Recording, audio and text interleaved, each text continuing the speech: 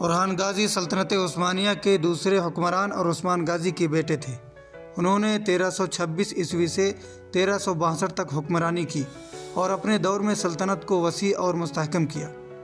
اورحان غازی نے سلطنت عثمانیہ کو ایک مضبوط ریاست میں تبدیل کیا، جس کی بنیاد پر عثمانی سلطنت نے آنے والے صدیوں میں عروج حاصل کیا۔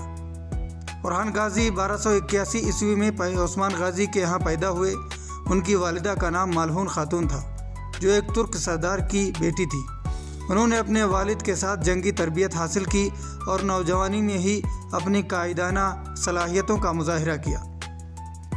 1326 عیسوی میں عثمان غازی کی وفات کے بعد اورحان غازی نے سلطنت کی باغ ڈور سنبھالی۔ ان کی قیادت میں سلطنت عثمانیہ نے کئی اہم فتوحات حاصل کی، جو سلطنت کے استحکام اور وسعت کی بنیاد بنی۔ بورسا کی فتح ان کی دور کی سب سے اہم کامیابیوں میں سے ایک تھی۔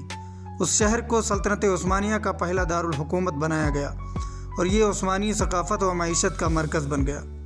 بازنطینی سلطنت کے خلاف فتوحات کا سلسلہ جاری رکھتے ہوئے اورحان نے نکومیدیا پر قبضہ کیا، جو عثمانی سرحدوں کو مزید وسعت دینے کا سبب بنا۔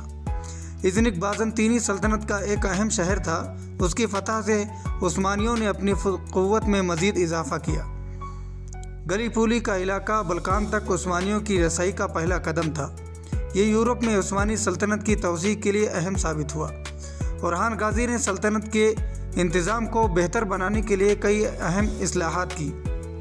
انہوں نے باقاعدہ فوجی نظام متعارف کرایا، جسے اینیچری کہا جاتا ہے۔ یہ پیشہ ور فوج بعد میں عثمانیوں کی طاقت کی بنیاد بنی۔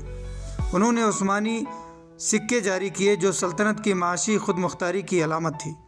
انہوں نے کئی مدارس اور مساجد تعمیر کروائے۔